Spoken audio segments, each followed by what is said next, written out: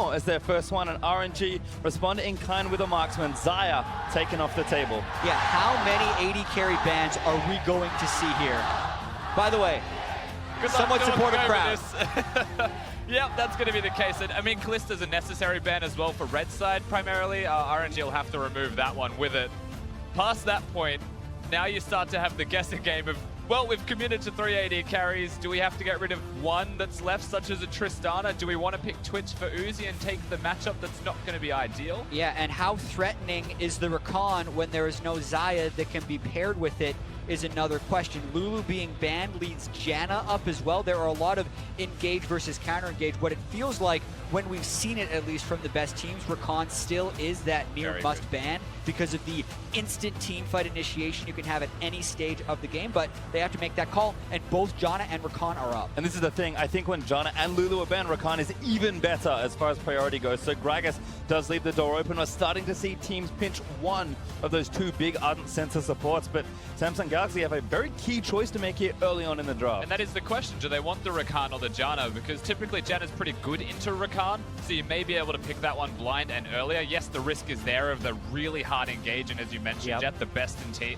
teams can make that work almost to no counter from their opponents, but you've always got that lingering feeling of Janna can put in some serious work. There's a chance you can stop the Rakan. The dash speed is insanely fast, but if you pre-channel a tornado or you click your Monsoon at the right time, you can stuff it. It's nearly impossible. But now RNG kind of has their choice. They gave over what was probably a 90% first pick, so they knew they're going to get something back. And also, they can deprioritize the Janna a bit if they want, since the support's already locked in on the other side. Yep, they do take Jarvan, which is kind of expected. One of the best junglers that's often left up in the tournaments, in a lot of the top teams take it. Yeah, we're seeing a lot of adaptations even just in day 3 of the group stage from what the biggest meta champions were. For instance, Sejuani is a pick that is starting to be deprioritized a little bit. It was nearly perma-banned to first pickable, and now we're seeing it drop to what is now the 4th section of the draft if you count how many times teams have had a chance to pick. Yeah, usually now you'll be looking at a Gragas perhaps as a bigger priority. Tristana the pick, you heard the crowd go off when Uzi locks in that champion. Funnily enough, he does have games where he dies to Ocean Draker's Tristana, but otherwise he looks incredible on the pick. I like the response though from Samsung, taking Twitch to pair with that Sejuani. Again, just kind of keeping up as far as strong hyper carries go. And again, this man, again, we heard the analyst there say it should favor Samsung going late. They might as well pick some insurance, but RNG do the same, take the Janna here. And the Jarvan pick stands out to me in particular, knowing that it may go into the jungle role. Gragas being the ban, it makes the most sense with that. We still didn't see something like a Galio locked in for RNG to round out a composition for them, however, as they have to prioritize that Janna now. The second ban phase is about to come around for them, but because they get the first pick in the next pick phase, there's an opportunity to try and exploit Samsung a little bit here and get a better matchup. Yeah, I think the Galio is almost certainly going to be a ban here for Samsung Galaxy down in phase 2 on the bottom left of the screen because of that combo, and especially because it's against Twitch. If they ever get the flash down of Twitch and you have a Jarvan Galio, it's lights out for that guy.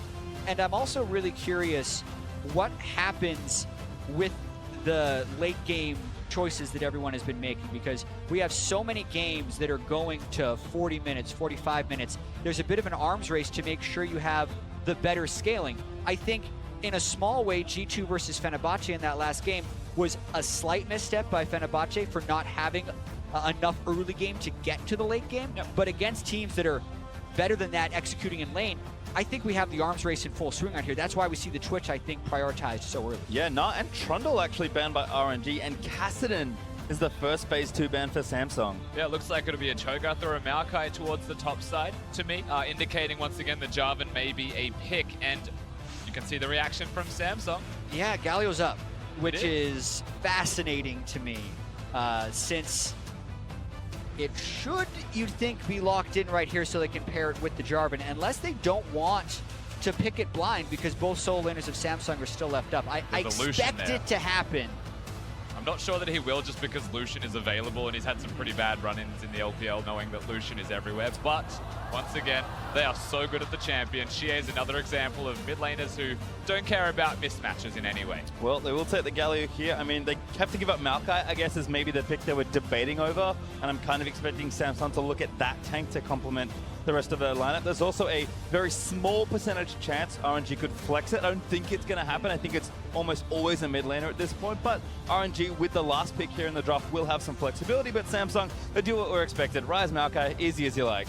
Yeah, this is rather interesting to me because they could technically just go Rumble and pull off the super combo of Jarvan, Galio, Rumble when you have two carry positions that do not have inbuilt escapes from the cataclysmic entrance that Galio and Jarvan can put on. Like, theoretically, that makes a lot of sense, but it does put RNG on a timer if they do that, and they're going to opt against it and just put a Galio top lane. Yeah, they're going to choose to flex it, so maybe not an expectation. We did see a fair few flexes in the play-ins, of course, of Worlds, where Galio was almost more a top laner than he was mid laner. The combo is not the same with the Rumble. That is fantastic, but it's a high cooldown combo as well, and Syndra provides a better laning phase against the Rise, which I think is the bigger goal, and they mentioned this on the analyst desk. You need to have a pretty good 2v2 against Samsung if you want any chance in this game. Yeah, I also feel like RNG didn't want to go that tunneled on the one combo, as you mentioned, but when looking at the compositions now, I can't help but think that Samsung probably ended up getting the better of it because their late game is so insane now, and it's going to be about whether or not RNG can beat them before they get to that point. Well, it's certainly fun to see. I mean, Samsung taking a comp that is, I think, very indicative of their style and how they like to play RNG. I think wanting a few more higher tempo early game champions, again, because you want to go late, but you need to kind of bridge the gap to get there. Maybe they're thinking, okay, if we play a bit more aggressive in the early game and get a lead, we can run away with the game before it gets to Samsung time. That's the LPL versus LCK type of dynamic we've always seen when they try and match up. EDG tried it, get some early pressure at the very least to help bridge that to a later stage, but the LCK teams always tend to outscale just by that little bit extra, and then execution becomes easier for them as the game progresses.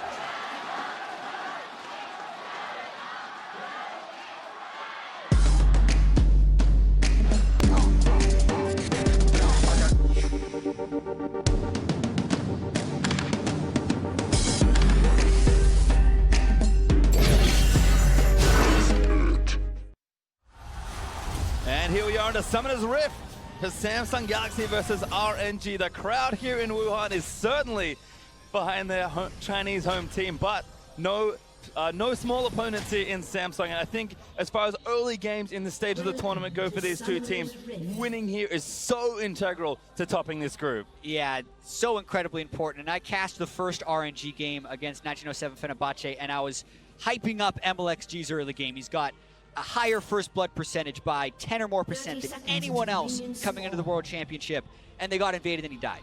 So I'm still looking forward to what MLXG can do early because he prioritizes getting first blood more highly than any other jungler, and it's actually a completely flipped matchup with Ambition, who spends more time on his side of the map than almost any other jungler we have in the tournament as well. He's a farm to 6 jungler, or as close as you can get to it. It's not that he will never gank, he is just less likely to gank and make sure it's efficient. Exactly right. A lot of this is offense versus defense, effectively, between the teams. That's RNG versus Samsung, and that's captured very nicely through the junglers specifically. MLXG likes to try and get into the jungle after ganking a couple of lanes first. He will often be behind and experience as a result of that if the ganks don't work, but he likes to get his laners ahead. Well, just as a reminder, the stakes are high for our competitors at Worlds, with 25% of the proceeds from Championship Ash and Ward skins being added to the prize pool, while another 25% will be donated to charity. So if you haven't, get your skins in now. It is gorgeous, but we're going to start with some early jungling here. Ambition on that blue. Looks like MLXG started on the same side with his red buff, so trending down towards that bottom lane. Yeah, you actually often see the Sejuani start at the red buff with a leash from the Twitch and the Tom, but that didn't happen this game as they tried to do a delayed invade onto the blue buff. I think that is more because they want to make sure they can scout MLXG. When they invade the blue buff, they make you know he started red, and they already have that ward in the red side river, so they're doing their best to try and keep track of him, but never know where he's going to go next. And we've had a conversation about how awkward it is to try and gank bottom lane, but MLXG, he's got Uzi on his team, right? It's pretty easy to gank that lane. Big radar, but good ward. The timing on that ward was perfect. It went invisible as MLXG walked over it, and Ambition has already laid the trap. He watches him walk right past. He's going to wait for him to start it. MLXG knows something's up, though. He's trying to find him. He wants to kill the Sejuani, not do the red buff. Something's fishy, and now, here we go. He's going to find out now, but Ambition gets the jump first. MLXG going to start doing battle, gets stunned by the permafrost as Courage of the Colossus does proc, and Jungle is just going to walk away. it's so peculiar, right? Because Ambition was waiting for the backup. Since he didn't have red buff, he's going to lose the duel. I think it's going to end with him just pushing him outside of the jungle because they don't want to forfeit too much lane pressure in order to make this collapse when he's got his EQ up anyway. But I really like the diligence here seen by Jarvan. I mean, the fact that he knows that Ambition's nearby, doesn't know exactly where, checks every possible nook and cranny to find him. What you need. And I actually really like what MLXG did in a response. So he didn't have any knowledge. He just had instinct because he didn't know he got spotted by the ward. But when he goes to red buff and there's no one there, he doesn't just start the red buff like a lot of other junglers would. He knows something's up, as you said, Rusty, and kept searching until he found the Sejuani because he knew a trap was somewhere. He just wanted to spring it without dying. Wonderful preparation by both these junglers as MLXG going to be spotted by another nice ward getting placed. Ambition is on the Krug, but should be able to finish him. A ward is going to spot that happening, but can't really slow him down at the moment. And MLXG again, so much surveillance here on the bot side for Samsung. We mentioned offense versus defense. Well, that's exactly what we're seeing from the junglers specifically as well. RNG, of course, they have a Tristana with a bit of extra push. That is what gives the second red buff to MLXG ultimately in the end, just by being able to rotate over. The extra wards at the Krugs will spot them as well. But so far, it's just a bit of invading being pesky, really. It's just keeping tabs on where is the boar at all times. Yeah, which is interesting because you know generally where Ambition's going to be for the first few minutes.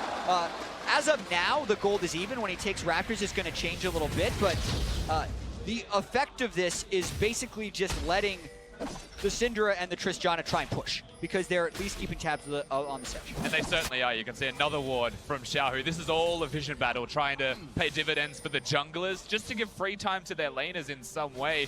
Pressuring Ambition means laners are free. It's a Syndra into a Ryze. It's a Tristana into a Twitch. They want to be unlocked in their lanes in the 2v2 and the 1v1 respectively. Given that lane ward placed by Crown was so excellent playing MLXG, checking his Raptors. But it looks like some of the jungle invasions are going to slow down, so we'll check back in with our solo laners here. Let me and Cuvée doing battle, but in the tank matchup here shouldn't be too many problems. Cuvée did teleport back to lane already, but let me could answer back soon as Core JJ tries to dive in, but just short. There on the W, Ruler gonna ambush up. Couple of pokes there into Uzi. Yeah, I do find it a little bit interesting that Uzi has gone for the Doran Shield. It is the best all-in protection, so to speak, against a Rakan, but it also means they're not going to be the first support duo to Ardent Sensor, and it's not a bully item either, so... Ooh, almost knocked him out of Thorn Rage. It looked like Cuvée with a great play!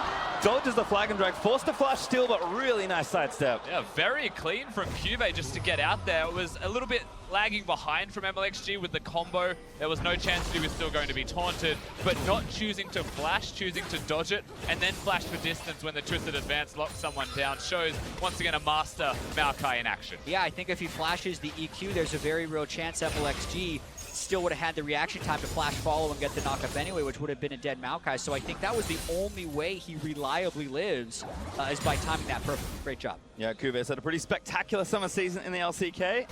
So a nice little move to get him out to safety, but let me still head in the matchup. Has also TP'd back to lane himself. Has a slight experience lead right now as Cuvée was forced briefly out of the lane, but MLXG continues his adventures.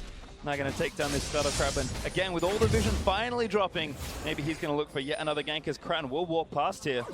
There was no Q there for MLXG, so it was a bit awkward.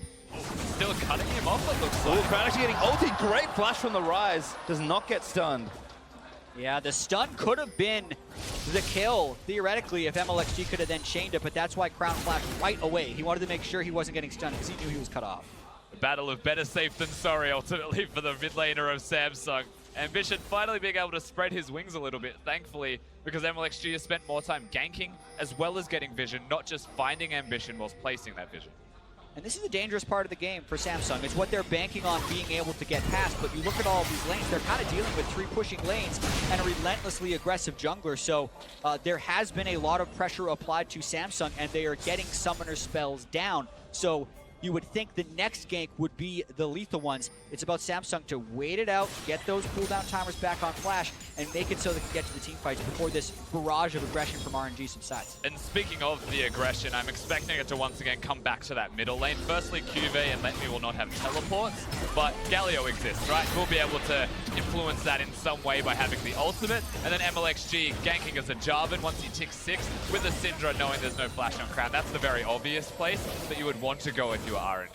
Well, back in the bot side, nice double knock up there from Core JJ, but just a couple trades here as Uzi actually pulling pretty far ahead in CS right now. Xiaohu on the other side is going to take his blue buff away. And looks like Crown's also back recently, has Merctret and a TSO again, sort of emphasizing the early defensive itemization from Samsung, just knowing that they're going to have to weather the storm, get through the persistence and the pressure of MLXG, although face check from Core JJ could be bad news. Does Battle Dance away, but Uzi wants in, he's got Buster Shot ready, but he doesn't have the mana, he's going to keep going for it. Can't go too far. Nearly getting another jump. He didn't quite get the max stack E to proc that, and they were thinking about going bottom lane as MLXG. They're also looking at a red buff, health. I think.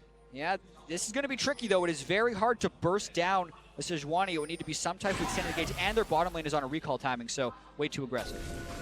Crown also continuing to play very safely here, especially when Xiaohu dipped out of vision, so respecting the pressure that both Syndra and Jarvan, particularly from a player like MLXG, can offer, but Ambition, again, due to all of MLXG's consistent ganking, has got himself a little bit behind in XP, so Ambition ready with his ultimate for a gank or counter gank. MLXG, though, going to catch up here as he takes his camp. Now has his ultimate to work with as well. Surprisingly patient and slow overall.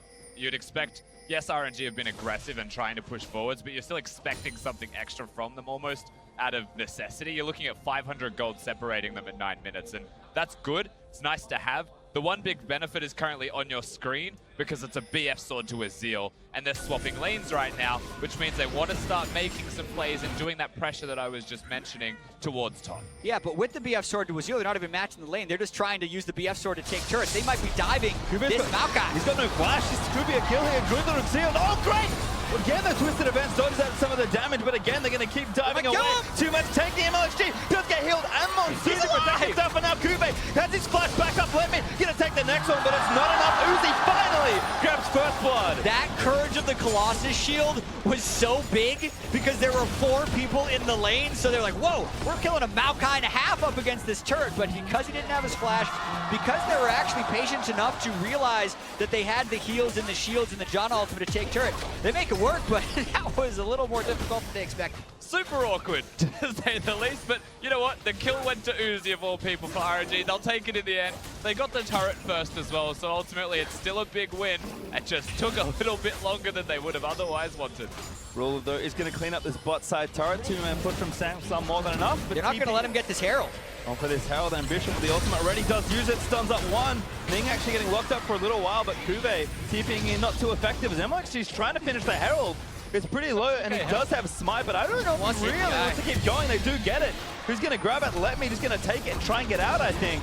He may have to flash if they push in on him, but it looks like it's worked. He's just going to recall in the pit with nothing. Yeah, surely you'd think Samsung could have just swapped that for the Ocean Drake because of the investment, but they decided to spend a teleport up there anyway. We're going to watch this dive one more time. And this dive, you mentioned it before, it's awkward. Cube twisted advance, and the Cube in particular giving him that extra shield is massive. He's going to survive once again for so long with the ultimate as well, locking them all down. Now you watch the juggle, trading aggro. Uzi didn't want it, but he got it. MLXG didn't want it. Now Let Me has to try and just waddle his way out as well. Exactly. RNG's going with a Warrior, Jarvan, and a Trist, and those are the 2 people that get the turret instead of the Galio, who would have been able to tank it for days. But what's funny about that is the play itself was still really good, and it gave them about a 400 gold advantage off of the kill and the first turret when you equalize for the farm that was given off to Twitch. Yeah, sitting close to 1,000 gold, almost up for RNG, but not there just yet as Uzi returns to his bot lane home to try and get the waves pushing back in the right direction. Zerka Greaves and a pickaxe plus a dagger now joining that early BF sword. It looks like Runan's Hurricane first here for this Twitch, and Hades again just still farming up. So RNG have some pressure points to play with, but going to need to continue to force these plays, maybe use that rift turret or even force a fight around this Ocean Drake. You know, all things considered, being near the first turret when it goes down seems to help a little bit. Getting an assist for Ming. He has the Ardent Sensor before his opponent in Core JJ, which is quite surprising given there's a target to give him extra gold. Yeah, and also Ming has gone with gold generation in his runes, whereas Core JJ has not. So even when you're accounting for all the gold Ruler gave him, it was made up for in the rune page. Yeah. Well, Ocean Drake over. RNG take another objective off the map.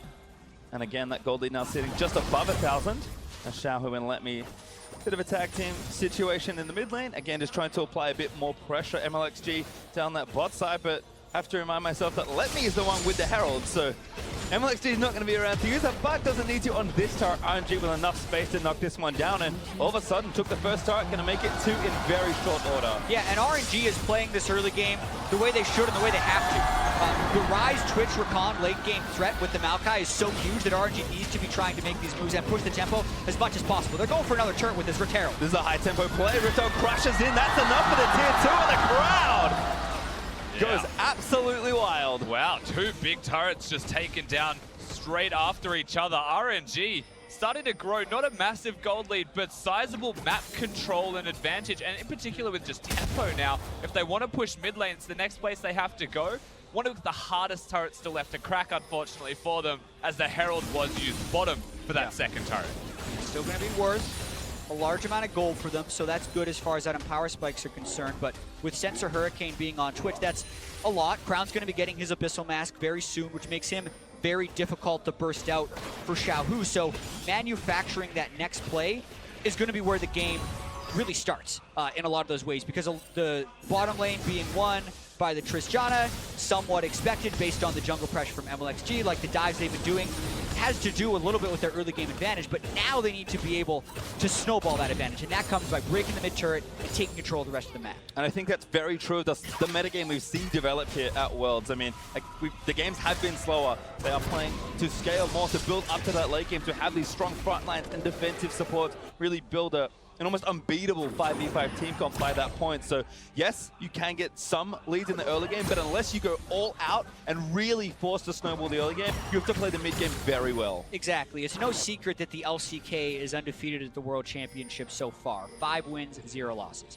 In 2 of those games already, and 3 including this one, which will make half of their games, they've had a gold deficit at 15 minutes because they have been opting into that late game's arms race and making sure they don't fall far enough behind. SKT, you can argue that they fell too far behind, but they still just had to win 1 fight. That's all it took, was 1 fight to be able to come back in it. So even if this looks good for RNG right now, they have to play so well to actually get that victory. We saw Bang play Twitch. We know that Ruler is a very good AD carry. Deficio thinks better than Uzi. We're going to see if that is actually true, as he's got the Twitch and can put on a carry performance here with the team protecting him and setting him up with the Ardent Sensor that everybody does love to pick up and talk about. Well, again, Uzi certainly could be outmatched by Ruler in the late game, but his reputation as a laner continues here. Plus 30 CS at 15 in this game and continuing to build up. Has the Infinity Edge already completed, but Ruler again with the Hurricane should accelerate that farm. I'm really curious to see in the big team fights when RNG pull off the Jarvan Galio Cataclysmic Entrance combo, whether or not Crown just uses Zhonya's and his Rise ultimate to get him and Twitch to safety. Because if he can pull that off pretty reliably, it may shut down the engage of RNG. So that could be a really cool combo that we're yet to see. I hope to see that. It's going to be very difficult to pull off, I would have to imagine, but that would be sick. Actually, here's a gank. There's one round more. Yet. He's fine. Yep, just gets out instead. Has more than enough with rank 2 ultimate. Crown's going to cross, probably put his hands together and get his level 11. Yeah, Crown very good at using the minimum to survive generally. So once again, just the Rise ultimate, no summoners needed. Hides in the bush until it's about to go and hops on the journey to safety.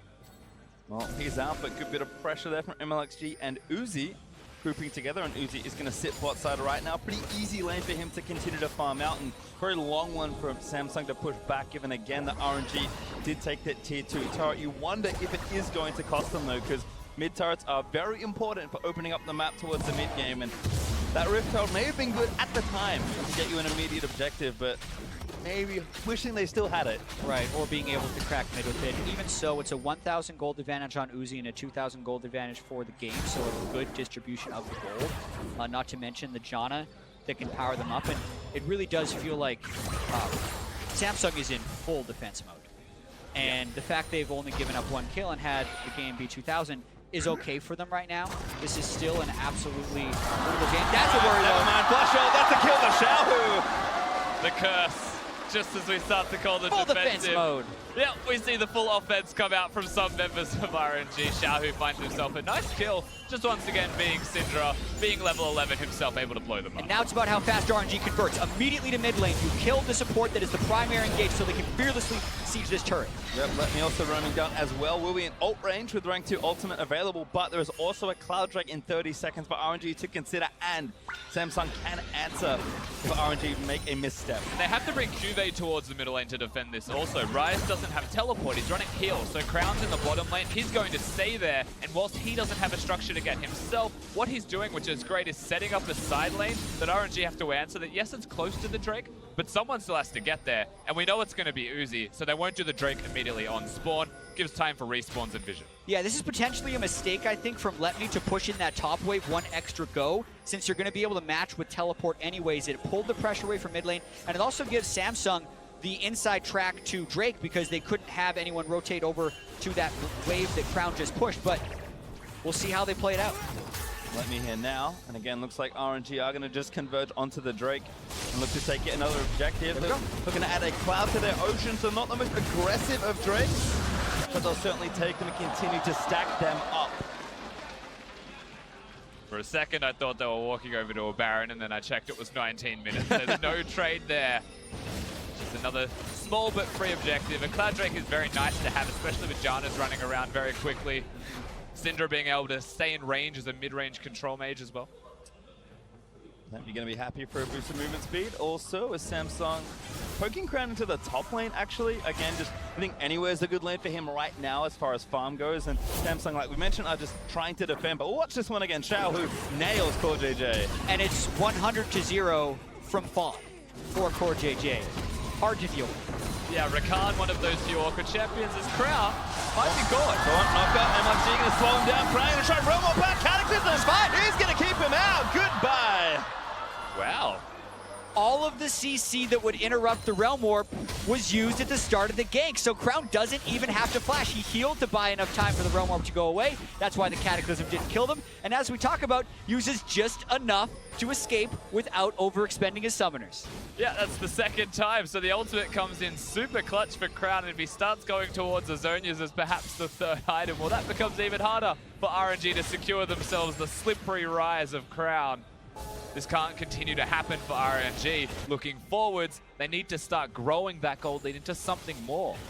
And again, they've done a good job poking around, trying to create space in the 3 different lanes on the map, but Samsung still farming up. I mean, Uzi has a lead in his lane. Xiao also has a decent lead of 20 in his, but again, with Cuvée ahead and the rest of the team just kind of chilling out with these game times. Yeah. Samsung going to be happy. Yeah, and we talk about how RNG has put themselves in a position where their composition is a little bit better early, but they're not the team that actually wins fast at all. Not even in the LPL. When compared to the world, they are very slow, which puts them in a difficult stylistic matchup against Samsung, who is so good in these types of games as well over in the LCK. Yeah, good at winning early, okay at mid-game, and still want that late-game team fight, RNG. And Right. very good at it, granted, they are against Samsung, as you mentioned, and that's why this is so difficult for them. But they've done the first step, they got the early part, now they need to not lose to the mid-game part of Samsung. If they become that turtle shell, can they crack it?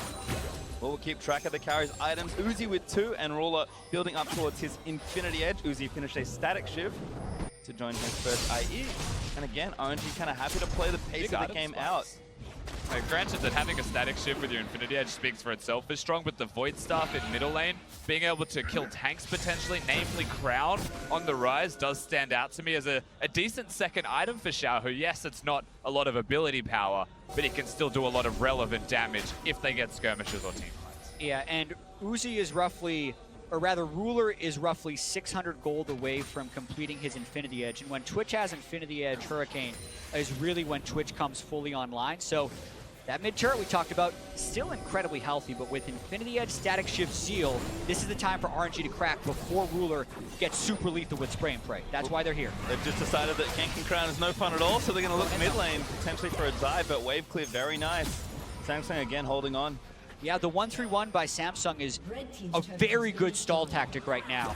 It's even catching them up in the game because they took that extra turret. and they're actually getting more farm as RNG is spending all this time Wow! trying to climb down. Uzi just went in onto Kube there, but now they're going to maybe catch him out. The tornado was good for the knockup. Kube going to get knocked back again, and he's down. Uzi grabs his second kill of the game. The 1-3-1 was great, except for when Cuvée goes to clear a control ward when RNG were just around the corner. MLXG was flanking mid lane and just walks over as Crown and Xiaohu. This might be good for Xiaohu, but we'll see. Crown is going to keep dodging out of the way. You have to save your CC for the Realm Warp. I think Xiaohu's learned this from the last time. He's doing it in Fog. Going blind, no, can't do it. Little late, and Crown once again slips away in the Realm Warp. Yeah, that has got to be infuriating for RNG, where Crown is rather tanky with Mercury Treads and Abyssal Mask. It's a little bit like a tank when you're considering the magic damage that Xiaohu has to deal with them. So it's almost impossible to kill him in this split push, even when sending 2 people.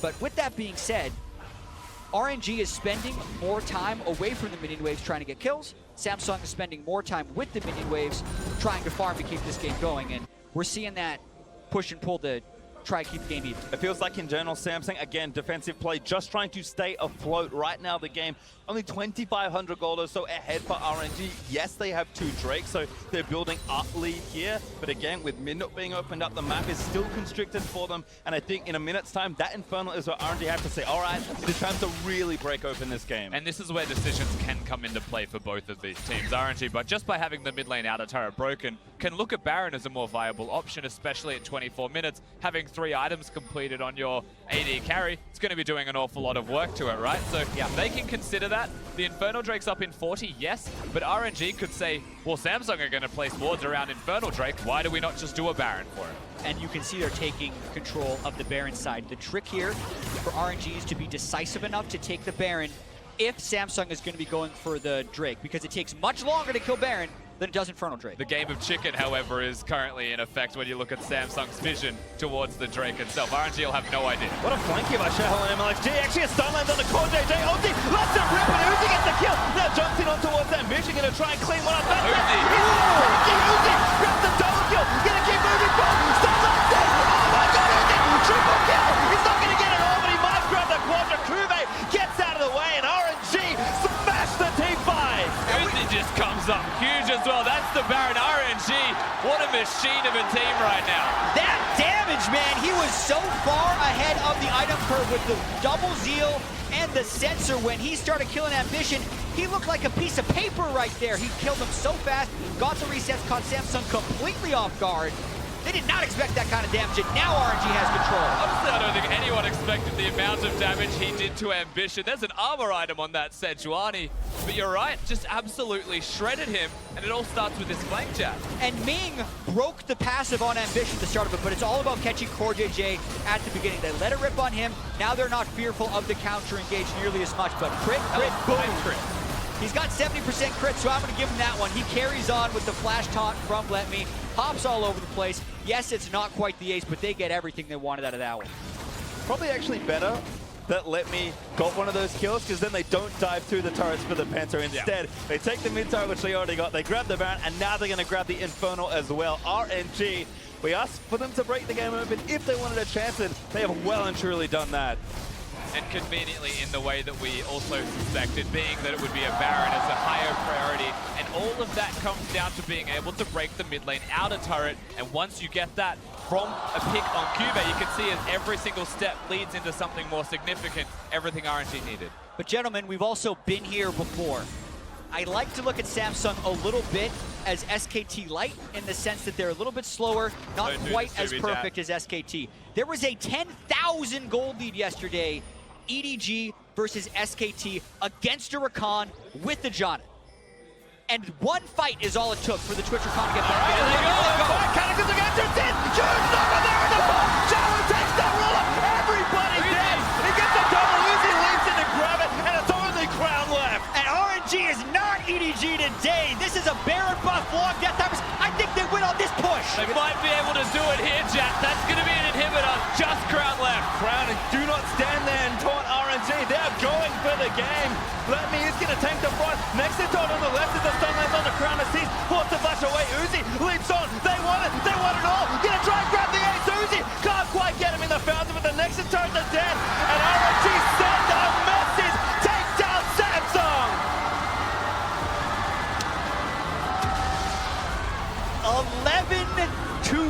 0. That is our third shutout in a row here at Worlds. When these teams start winning, they do not let up. And this one was Uzi getting so damn far ahead, and the rest of the team not being afraid to just go. That's what we talk about RNG.